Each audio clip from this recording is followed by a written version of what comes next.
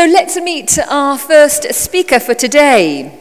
I'm delighted that it's going to be Rasul Hajar, and he's going to be talking about addressing customer engagement in financial service industry.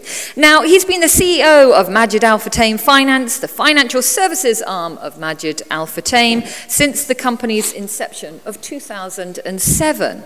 Prior to that, he was working with American Express, holding several senior management roles across the Middle East and Africa, as well as regional director of the Gulf countries. He's also served as CEO of the Arab Financial Services and Euronet Middle East. Ladies and gentlemen, let's warmly welcome to the stage Rasul Hajar.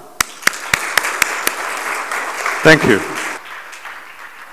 Thank you. Thank you very much. Thanks. Good morning. The case for data and advanced analysis is already made to influence customer engagement.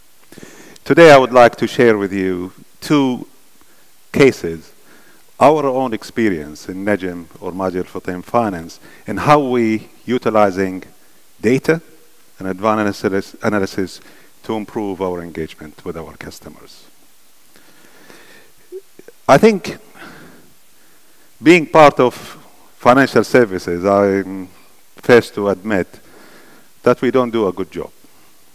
Our reputation, and that is not only in the UAE, it's across the world, it's not what it's supposed to be. We can do much better.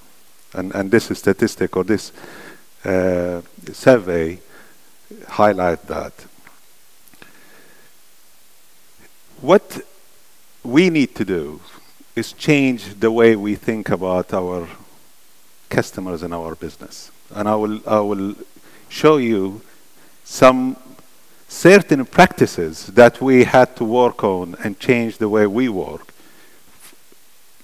moving away from focus on P&L and revenue to actually the customers and customer loyalty and how best we engage them. I'm not going to go through this. I'll give you a bit of background about Majid Al Futtaim Finance. We are the financial services of Majid Al Futtaim. If you don't know what Majid Al Futtaim is, we are behind some of the best shopping malls around the world. We build shopping malls. We have anchor stores like Carrefour. Then we add entertainments like cinemas, Ski Dubai, Magic Planet.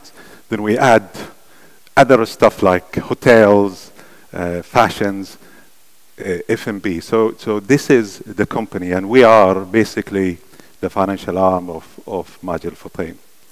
Today I'm going to go through two experiences. One, and both representing challenges for us, is how we onboard our customers and how data help us transforming that, and how we engaging our customers as we go forward.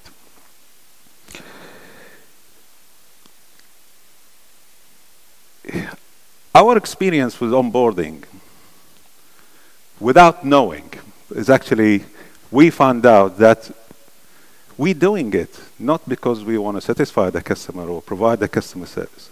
We found out that we're doing it focusing on how can we prevent losses. So the whole process is designed not from a customer point of view, it's from a very selfish point of view, that how can we ensure that the customers we are onboarding will not costing us losses. And that's not good. So what we did differently, we looked at the process and we mapped it from our customer point of view. And that is how we came to the conclusion that it's not a customer friendly. We're doing it purely from a selfish point of view.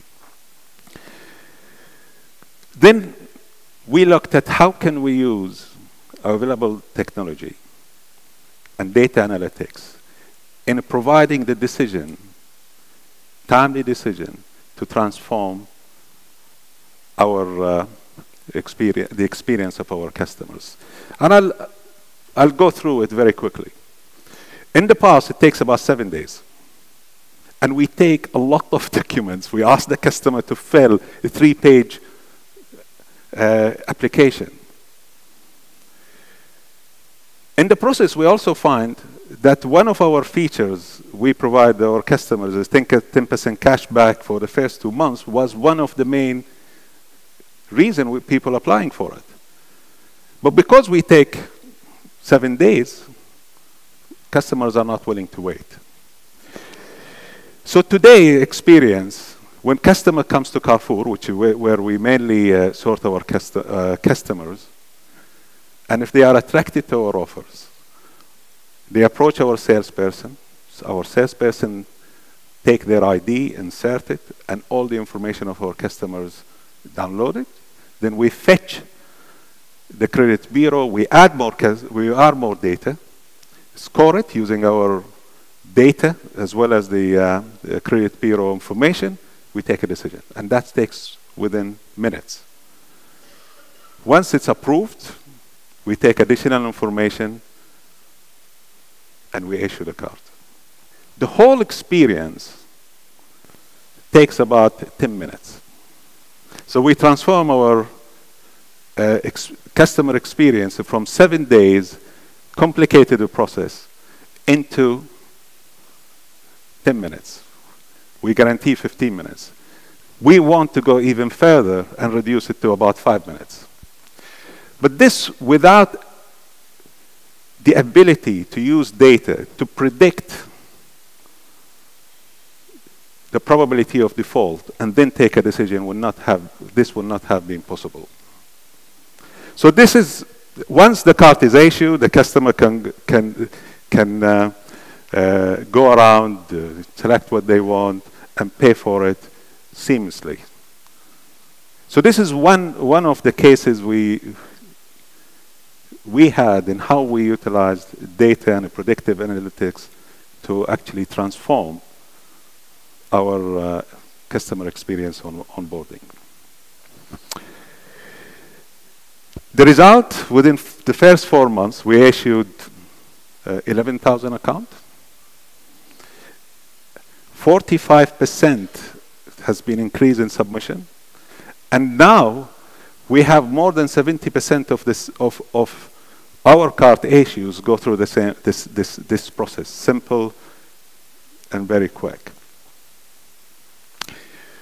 One thing which is not here, our NPS gone from negative to about 45%. 45% in a financial services, this is a really something to shout about, because normally financial services enjoy a negative NPS results. So this is our onboarding. Then our next challenge was, how can we engage our customers? Today, we use our analysis intent to create mass segment. And then we send them offers, and we hope that they will engage with us. It didn't work as much. It's not personalized. It's not relevant majority of the time. So we spend a lot of time trying to understand our customers, and we organize our data in a way that maximizes that possibility.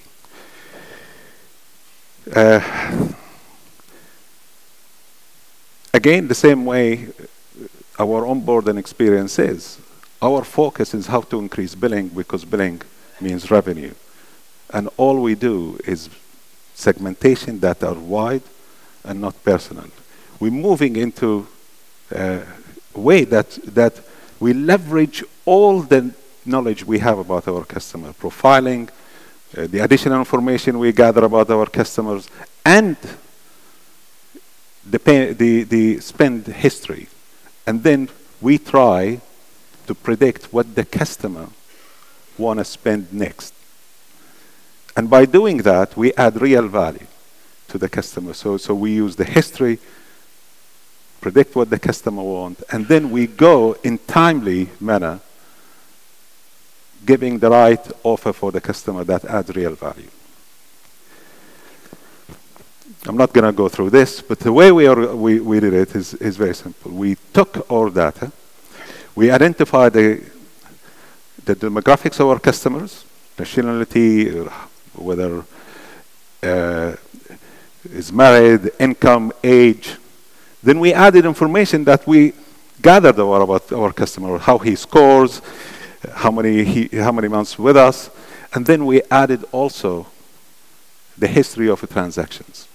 All that together, we started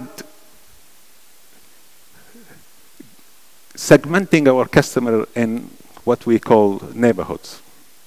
These neighborhoods, not more than 600 to 700 accounts or customers. From there, we segmented them further into cohorts. These cohorts cannot be more than 30 customers. And then we looked at these individual customers and said, if compared to their peers, what are missing? We also factor in other elements such as seasons. So is the customer using their cards in summer and winter and other stuff as well? And then we predicted what the customer would spend next, utilizing our data. But to do this ongoing manually is not possible. And that's where artificial intelligence is utilized. The more we learn about our customers, we process the data, get updated, and the offer gets updated again, and we utilize the best message from a timing point of view and the delivery. So we select the best delivery method that reflect the customer preference. This is similar in a different way. And then we tested it. Before we actually implemented, we tested it. And we took 3 groups. One group, we didn't do anything. We said how the customer will behave. If we don't do anything, what is the result? The second group, we continue doing what we always did, is mass segmentation and send offers that hit and miss, basically. And we will be happy with 1% to 2% response rate. And then we applied the predictive next offer, ensuring it's delivered on time, the right communication, using the right communication channels. As you can see, the results stand out for themselves. The customer is far more engaged, the response rate is much higher, and the utilization of our offers is much better.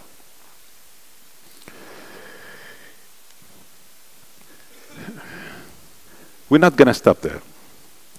Now we organized our data in a way that we can leverage it. We are realizing now that we try to implement our next best offer, that our CRM is not fit for purpose. So we partnered with Microsoft to change our CRM.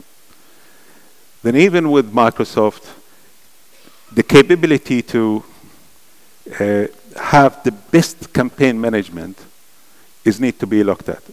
So we are reviewing that and changing it. And we're making artificial intelligence is part and parcel of what we do every day. So at the moment, we refresh the data on a daily basis.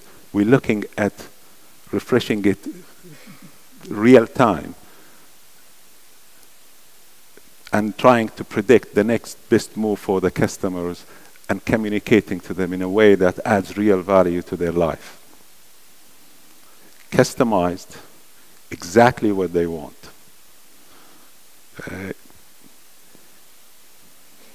Not all the customers are the same. Even if they have the same salary, have similar job, their nationality, their lifestyle is different, and we need to customize that. So this is what we're doing about engaging our customers, utilizing data and advanced analytics. I'm happy to take any questions. So, ladies and gentlemen, this is your opportunity to find your voice and interact with our speakers. If you have a question, could you raise your hand? Let us know your name, your company, and your question. We've got time for one or two. I can see you at the back, sir. There's no thought for high-heeled ladies in this industry. Name, company, and question, please. Hi, Rajesh, Rishi from Great Sands. The question I had was, how did you go about deciding on analytics being in-house or outsourced, and what are the considerations? Because it requires a lot of brain power and technology. So did you in-house it, did you outsource it, and what were your considerations? My view is that analytics has to be a core competency within our organization. But when you start, you don't have the skills, you don't have the technology. So you need people who are specialized in this field to help you. And that's what we did.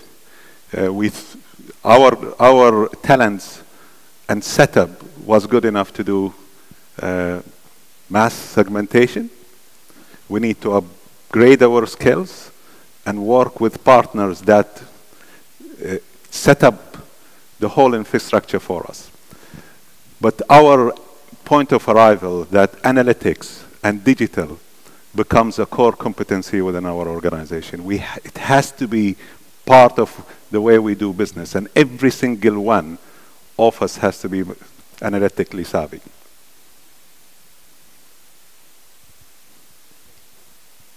And I believe we've got a question at the back of the room. Yes, sir.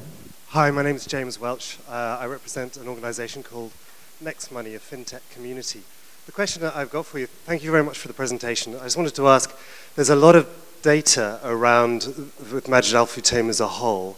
Is it possible to link all the different data sets to have a single view of most of the users, most of the people in the UAE?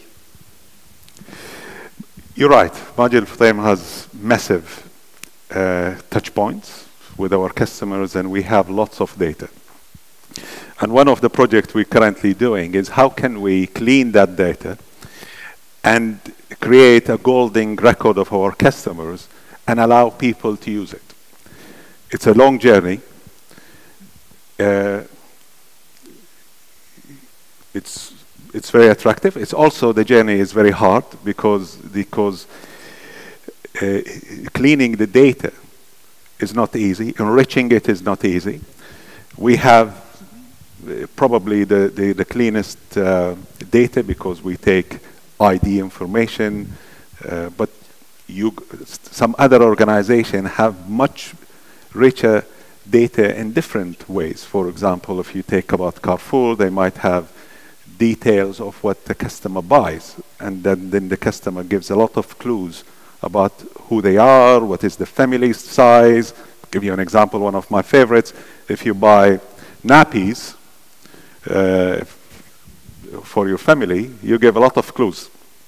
The size of the nappy, the color of the nappy gives you, give us a clue that you might have a baby around this age. And it could be a weak sort of accuracy in it. All this data, the group is working very hard in terms of cleaning it and make it usable and actionable. But we also have a lot of challenges. We want to make sure that the customer privacy is protected. We want to use we want to ensure that when we use those data, this data adds real value to the customers, and we don't become a nuisance by bombarding the customer with a lot of things. So we need, as we try to leverage the data and cleaning it and create a golden record for our customers, we're also working very hard in terms of saying, what is the best use of this data? How can we add real value to our customers without being a nuisance? How can we help the customer in there and create extraordinary customer experience without being a nuisance. So that's what we do. I don't know whether I answered all your question.